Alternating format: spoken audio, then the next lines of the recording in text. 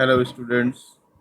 आज हम BSc third year organic chemistry की यूनिट 3 जिसमें कार्बोहाइड्रेट्स है उसमें ग्लूकोज का ओपन चेन स्ट्रक्चर और क्लोज चेन स्ट्रक्चर के बारे में डिस्कस करेंगे। Now first we start with open chain structure of glucose. Glucose की विवृत श्रृंखला संरचना किस प्रकार की होती है उसके बारे में हम डिस्कस करेंगे। By elemental analysis and molecular weight determination, the molecular formula of glucose is found to be C6H12O6। तत्वों के विश्लेषण और अणुभार के निर्धारण के आधार पर जो आणविक सूत्र ग्लूकोज का पाया जाता है वो है C6H12O6, यानी कि इसमें कार्बन के 6 परमाणु, हाइड्रोजन के 12 और ऑक्सीजन के 6 परमाणु। Now we come to second part. The catalytic reduction gives sorbitol। जब इसका उत्प्रेरकी अपचयन किया जाता है हाइड्रोजन के द्वारा निकल की उपस्थिति में क्रिया करते हैं तो ग्लूकोज सॉर्बिटॉल में परिवर्तित होता है, जिसकी इस प्रकार की संरचना है। इसमें ये CHO ग्रुप जो है वो CH2OH ग्रुप में कन्वर्ट हो जाता है, बाकी सारा स्ट्रक्चर सेम रहता है। और जब ग्लूकोज या सॉर्बिटॉल का अपचयन किया जाता है HI के द्वारा रेड फॉस्फोरस की उपस्थिति में, तो उसके अपचयन दोनों से, चाहे वो ग्लूकोज हो चाहे वो सॉर्बिटॉल हो, they are reduced by HI in presence of red phosphorus to give normal hexane. Normal hexane जिसमें कि 6 कार्बन की सीधी श्रृंखला होती है CH3 CH2 होल 4 CH3 इसमें परिवर्तित होते हैं। तो ये दर्शाता है कि ग्लूकोज में 6 कार्बन की श्रृंखला उपस्थित होती है। Now we come to third point. It reacts with HCN to give cyanohydrin। ये HCN से क्रिया करके साइनोहाइड्रिन देता है and reacts with hydroxyl amine to give oxime. Hydroxyl amine क्या होता है? NH2OH। तो HCN के साथ साइनोहाइड्रिन देता है। Cyanohydrin means the compound which has OH group and CN group attached to same carbon. तो HCN के साथ साइनोहाइड्रिन, इस तरह का ये साइनोहाइड्रिन प्राप्त होता है। इसमें C डबल बॉन्ड O है, उस पर H और CN जुड़ करके सिंगल बॉन्ड में कन्वर्ट हो जाता है तो साइनोहाइड्रिन बनता है। और हाइड्रोक्सिल अमीन के साथ इस तरह का ऑक्साइन प्राप्त होता है। तो ये जो दोनों अभिक्रियाएं हैं, ये दोनों अभिक्रियाएं दर्शाती है कि ग्लूकोज में कार्बोनिल समूह C double bond O group जो है ग्लूकोज में प्रेजेंट है। ये इस रिएक्शन के द्वारा दर्शाया जाता है। Now we come to fourth point. Glucose reduces Tollens reagent and Fehling reagent which indicate the presence of aldehyde group in it। जैसा कि हम सेकंड ईयर में पढ़ चुके हैं, कार्बोनिल यौगिक दो तरह के हो सकते हैं। इसमें एल्डिहाइड्स भी आते हैं, कीटोन्स भी आते हैं। एल्डिहाइड्स यानी कि इसमें CHO ग्रुप होता है, यानी कि कार्बोनिल समूह के साथ कम से कम एक हाइड्रोजन जुड़ा हुआ होता है, जबकि कीटोन्स में यहाँ पर दोनों ही तरफ एल्किल समूह जुड़े होते हैं। तो इसमें जो एल्डिहाइड होते हैं वो अपचायक गुण दर्शाते हैं, रिड्यूसिंग प्रॉपर्टी शो करते हैं, क्योंकि एल्डिहाइड्स आसानी से ऑक्सीकृत हो जाते हैं। कोई भी कंपाउंड अपचायक गुण कब दर्शाता है? जबकि उसका स्वयं का आसानी से ऑक्सीकरण हो जाता है।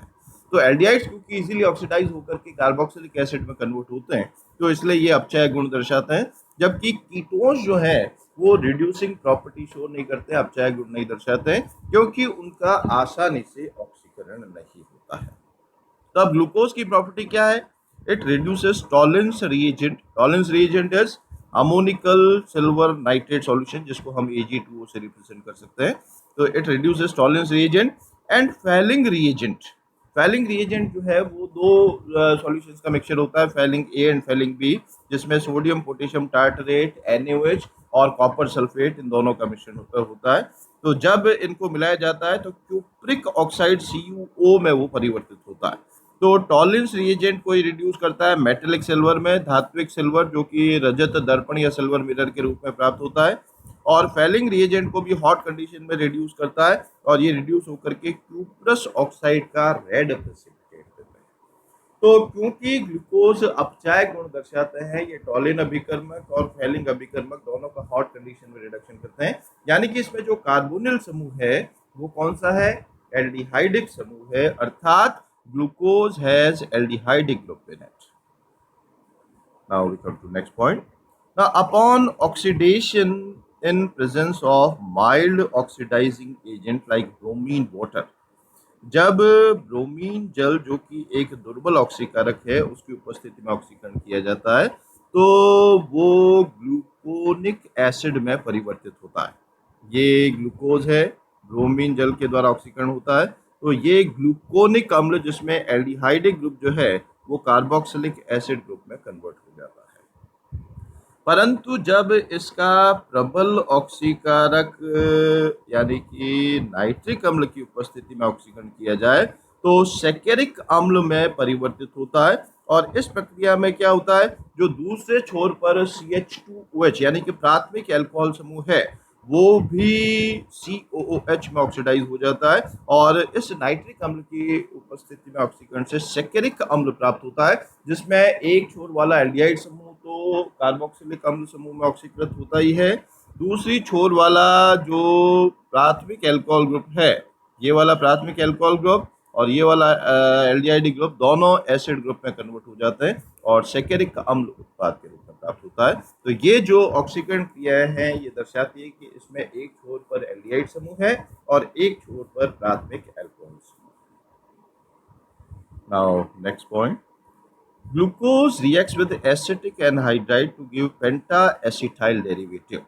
जब ग्लूकोज की क्रिया एसिटिक एनहाइड्राइड के साथ की जाती है तो एसिटिक एनहाइड्राइड के साथ क्रिया करने पर पेंटा एसिटिल डेरिवेटिव प्राप्त होता है, क्योंकि क्या होता है जब OH ग्रुप जो है वो एसिटिक एनहाइड्राइड के साथ क्रिया करते हैं तो H की जगह COCH3 एसिटिल समूह जो है आ जाता है, एसिटिलीकरण होता है, तो पेंटा एसिटाइल डेरिवेटिव प्राप्त हो रहा है। इसका मतलब इसमें 5 अल्कोहल समूह हैं, ये एक एसिटाइल, ये दूसरा एसिटाइल ग्रुप, ये तीसरा एसिटाइल, ये चौथा और ये पांचवा।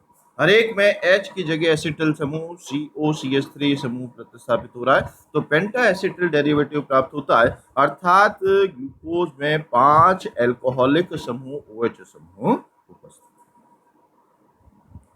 नेक्स्ट रिएक्शन जो कि ओसेजोन फॉर्मेशन है, जिसका लास्ट पार्ट में हम विद मैकेनिज्म क्रिया विधि के साथ रिएक्शन कर चुके हैं कि जब ग्लूकोज की क्रिया फेनिल हाइड्रोजीन के साथ की जाती है तो ग्लूकोज का एक अणु फेनिल हाइड्रोजीन के 3 अणुओं के साथ क्रिया करता है और वो क्रिया करके इस प्रकार का ओसेजोन देता है। इस ओसेजोन फॉर्मेशन का मैकेनिज्म जैसा हमने डिस्कस किया था, कई पदों में रिएक्शन होती है। तो ये जो ओसेजोन का निर्माण होता है ये प्रूव करता है कि कार्बन संख्या 1 पर CHO समूह है और कार्बन संख्या 2 पर CHOH समूह है। So this reaction indicates presence of CHO group at carbon number 1 and CHOH group at carbon number 2. तो इस तरह से हम ग्लूकोज की संरचना जो है वो प्रूव कर सकते हैं। It has this type of open chain structure, जिसमें एक छोर पर CHO समूह है, दूसरे छोर पर CH2O समूह है और बीच में हर एक कार्बन पर एक एक H और एक एक OH समूह। तो in this way we can prove the open chain structure of glucose. Now we come to limitations of open chain structure. ये जो विवृत श्रृंखला ग्लूकोज की है इसकी क्या क्या कमियां हैं। इसमें ग्लूकोज के कई ऐसे गुण हैं जिनको कि इस विवृत श्रृंखला संरचना के द्वारा नहीं समझाया जा सकता है। There are number of properties of glucose which can not be explained by this type of open chain structure. अब उसमें कौन कौन सी है? पहला है glucose does not give addition product with sodium bisulphite. Normally जब एल्डिहाइड समूह किसी यौगिक में होता है तो एल्डिहाइड समूह उपस्थित होने पर वह सोडियम बाइसल्फाइड के साथ क्रिया करके क्रिस्टलीय योगात्मक उत्पाद देता है, क्रिस्टलाइन एडिशन प्रोडक्ट देता है। तो इस ओपन चेन स्ट्रक्चर के अनुसार इस ग्लूकोज में एल्डिहाइड समूह है, इसलिए वो सोडियम बाइसल्फाइड के साथ योगात्मक उत्पाद देना चाहिए। परंतु ग्लूकोज सोडियम बाइसल्फाइड के साथ एडिशन प्रोडक्ट नहीं देता है। Second, it does not reduces Schiff's reagent. ये टॉलिन अभिकर्मक का अपचयन करता है, फैलिंग अभिकर्मक का अपचयन करता है, परंतु शिफ अभिकर्मक का अपचयन नहीं करता है। It does not reduce shift reagent under hot condition. Normally जब भी एल्डिहाइड समूह उपस्थित होते हैं तो वो टॉलिन अभिकर्मक, फैलिंग अभिकर्मक, शिफ अभिकर्मक, बेनेडिक्ट अभिकर्मक सबका अपचयन करते हैं, परंतु ये शिफ अभिकर्मक का अपचयन नहीं करता है। ये क्यों नहीं करता है? इस ओपन चेन स्ट्रक्चर से नहीं समझाया जा सकता। Third point, glucose exist in two forms. Glucose जो है वो दो रूप में पाया जाता है। यदि इसका एक्वस एल्कोहलिक सॉल्यूशन का क्रिस्टलाइजेशन किया जाए, जलीय एल्कोहलिक विलयन का क्रिस्टलन करने पर जो ग्लूकोज के क्रिस्टल प्राप्त होते हैं उनका गलनांक 146 डिग्री सेल्सियस होता है। जबकि इसके पिरिडीन विलयन का यदि क्रिस्टलीकरण किया जाए, upon crystallisation of pyridine solution, तो उसमें जो ग्लूकोज के क्रिस्टल प्राप्त होते हैं उनका जो गलनांक होता है वो 148 से 150 डिग्री सेल्सियस के आसपास होता है। तो इस तरह से ग्लूकोज जो है वो दो अलग अलग रूप में पाया जाता है। अब ये दो अलग अलग रूप क्यों और कैसे होते हैं, इसको ओपन चेन स्ट्रक्चर के द्वारा नहीं समझाया जा सकता। Next limitation is glucose reacts with methanol in presence of HCl to give two isomeric methyl glycosides। जब ग्लूकोज की क्रिया HCl की उपस्थिति में मेथनॉल से की जाती है तो ग्लाइकोसाइड्स बनते हैं, और इसमें यहाँ पर जब ग्लाइकोसाइड्स बनते हैं मेथनॉल और HCl के साथ तो दो समावयवी मेथिल ग्लाइकोसाइड प्राप्त होते हैं। तो वो दो समावयवी मेथिल ग्लाइकोसाइड्स क्यों प्राप्त होते हैं उसको भी इस ओपन चेन स्ट्रक्चर के द्वारा नहीं समझाया जा सकता। Next is aqueous solution of glucose show mutarotation. जो ग्लूकोज का जलीय विलयन है वो परावर्तीय ध्रुवण घूर्णन दर्शाता है, म्यूटा रोटेशन शो करता है। म्यूटा रोटेशन का मतलब क्या है? जब उसके एक्वस सॉल्यूशन को रखा जाता है तो उसके विशिष्ट घूर्णन स्पेसिफिक रोटेशन के मान में परिवर्तन होता है। अब वो क्या है? aqueous solution of glucose show muta rotation, that is when its aqueous solution is kept for some time its value of specific rotation changes। जब इसके जलीय विलयन को कुछ देर तक रखा जाता है तो उसके विशिष्ट घूर्णन के मान में परिवर्तन होता है। अब उदाहरण के तौर पर जैसा हमने कहा ग्लूकोज दो रूप में पाया जाता है, अल्फा ग्लूकोज और बीटा ग्लूकोज, वो अभी हम आगे चक्रीय संरचना में डिस्कस करेंगे। तो जब अल्फा ग्लूकोज का जलीय विलयन बनाया जाता है तो उसके विशिष्ट घूर्णन का मान 112 डिग्री होता है, पर समय के साथ साथ ये विशिष्ट घूर्णन का मान घटता जाता है और वो 52 डिग्री पर आकर के स्थिर हो जाता है। पहले तो वो घटता जाता है और घटने के बाद 52 डिग्री पर आकर के वो स्थिर हो जाता है।